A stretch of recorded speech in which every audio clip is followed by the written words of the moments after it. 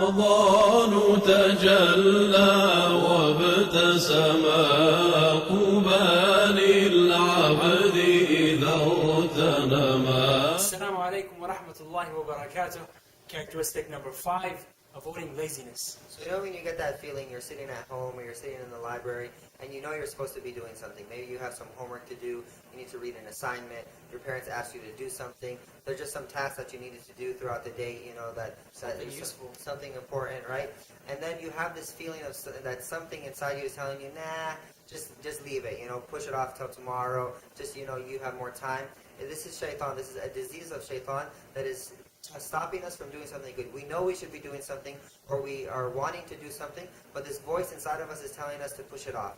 And this is what we're trying to fight, this sense of laziness within ourselves and overcoming shaitan. So inshallah what we'd like to do is talk about 5 steps to overcome laziness. So the first step is to take action. Whether if you want to pray, just go pray. If you want to read Qur'an, just go read Qur'an. There's this story of a Salih who said that for 20 years he struggled to pray Qiyam al-Layl, that he would force himself to pray Qiyam. And then the last 20 years of his life, he enjoyed it. He had this imani feeling that he enjoyed the Qiyam. And so he had to fight it. So he took action. He knew he had to do Qiyam and he just got up and did it. And yes, he hated it and he struggled with it until he overcame it. And this is what we have to do. You know, in our daily lives, whether it's waking up for Fajr, whether it's reading the Qur'an, or whether it's, you know, doing good, that we have to fight it and we have to just do it, inshallah, and then Allah subhanahu wa ta'ala will make it easy for us. And it takes time to go from this state of laziness to a state where you're active. But you have to take that initiative. And that's why Allah subhanahu wa ta'ala says in Surah Al-Ra'd, chapter number 13, verse number 11, أعوذ بالله من الشيطان الرجيم. إن الله لا يغير ما بقوم حتى يغيروا ما بأنفسهم. Indeed, Allah subhanahu wa ta'ala will not change the condition of a people until they change what is within themselves. Step number 2, take small steps. That's right. You got to take small steps to get from that inactive state that you're in to the state where you're very, very active. You can't do it overnight, and it doesn't, work that way. You have to take small, measured steps, and increasingly you will, inshallah, get to the goal that you want to get to.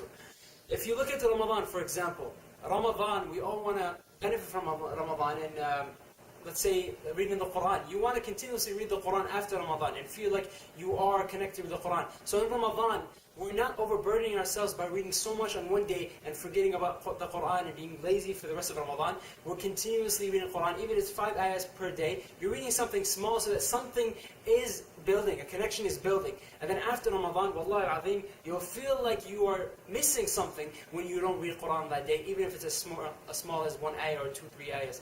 That is the connection that you need to build, and those are the small steps that you need to take. So step number 3 is removing the distractions. So every person, they have their own distraction in their life, whether it's TV, whether it's the internet, whether it's friends, whether it's, just going to the movies, playing video games. So everybody has their distraction. So you have to find out what your distraction is. For those of us that have, friends that are always, telling us to, to do this or do that when we know we should be doing something else. We all know the hadith of the Prophet ﷺ that talks about the good friends and the bad friends. And so we have to decide, if we have bad friends who are influencing us more than we're influencing them, then maybe it's time we get new friends. If it's, the internet or it's the TV, and it's in your room. Man. Hazim, I'm just kidding, man. I'm just kidding. I'm a good friend, I swear. He's a good friend. He's the best friend I can ever ask for. Alhamdulillah. Continue. Alright, so as I was saying, right, so you need to, have good friends, inshallah. Or, maybe it's TV, maybe it's the computer in your room. You want to do your homework, or you need to do something, and you just get on Facebook, or you just start playing video games. Take that away. Maybe put the video games in the main TV. Put your internet, turn off your Wi-Fi.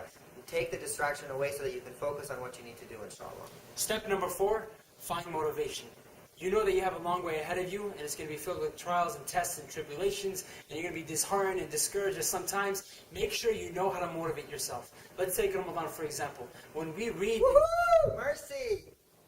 The mercy, when we read about the mercy that Allah subhanahu wa ta'ala grants to people every single night, and how He saves a certain number of people every single night from hellfire, and on the last day of Ramadan, Allah subhanahu wa ta'ala saves the same amount or even more than the amount of people that He saved on every single day of Ramadan. When you know things like this, and you learn about the rewards of Ramadan in al-akhirah, subhanallah, you can't help but be motivated.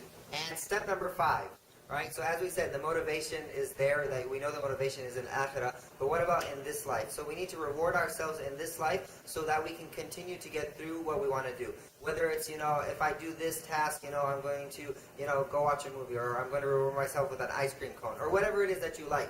That you need to discipline yourself that I'm not going to get what I like until I accomplish what I need to do. And inshallah, if we can set goals for ourselves, if we have the motivation first that we know long term, but then we set short-term rewards, inshallah, we can get through the motivation. When we follow these 5 steps that take us from this lazy state to a state where we're active, we can expect the reward from Allah subhanahu wa ta'ala. Especially when we're showing this extra energy, you definitely will be earning the reward and the pleasure from Allah subhanahu wa ta'ala. Look at the example of Musa alayhi salam. When Allah subhanahu wa ta'ala asked him to leave his people and ascend the mountain so that Allah subhanahu wa ta'ala may speak with him. Musa alayhi salam didn't just walk there, he didn't just take his time, but he hastened there. Allah subhanahu wa ta'ala says in Surah Taha, describing the way he ascended the mountain, chapter number 20, verse number 84, أعوذ بالله من الشيطان الرجيم وَعَجِلْتُ إِلَيْكَ رَبِّي لِتَرْضَى. And I hasten towards you, my Lord, so that you may be pleased with me.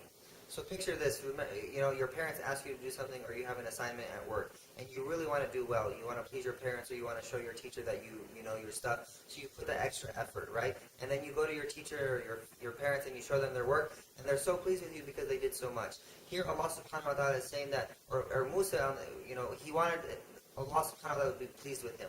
And know that as much as you're going to be pleased with yourself to put in that extra work, Allah subhanahu wa ta'ala is going to be so much more pleased with you. So when we put in this extra effort, when we put in the energy to overcome this laziness, know that Allah subhanahu wa ta'ala will be pleased with us. Another blessing is that Allah subhanahu wa ta'ala will not give us the characteristic of the hypocrites. As we all know, the hypocrites themselves are known to be very lazy. And that's why Allah subhanahu wa ta'ala in Surah An-Nisa, chapter number 4, verse 142, He says, أعوذ بالله من الشيطان الرجيم وَإِذَا قَامُوا إِلَى الصَّلَاةِ قَامُوا كُسَالَى. And when they stand up for prayer, they stand up with laziness. So we do not want to be from the hypocrites. We don't want to be from those who have the characteristics of the hypocrites. So we need to overcome our laziness. Whether it's in our schoolwork, in our regular work, in anything that we do, we need to overcome it. There is the dua of the Prophet ﷺ that he used to recite in the morning and the evening dua, in the morning afkar, that Allahumma inni a'udhu bika min al-ajizi wal kasal. Oh Allah, I seek refuge in you from inactiveness and from laziness. And so we need to be from those people. We need to recite this dua so we can overcome this, so we can be better students, we can be better, better Islamic workers, better, in our schoolwork, in our regular work, pleasing our parents. In anything that we do, we can be from the best, inshallah. Be full of energy, gain the pleasure of Allah subhanahu wa ta'ala, and be from those who strive to be the best, inshallah. To help you get through Ramadan each and every day, check out the Master Arizona page to get your Daily dose. That's so cheesy.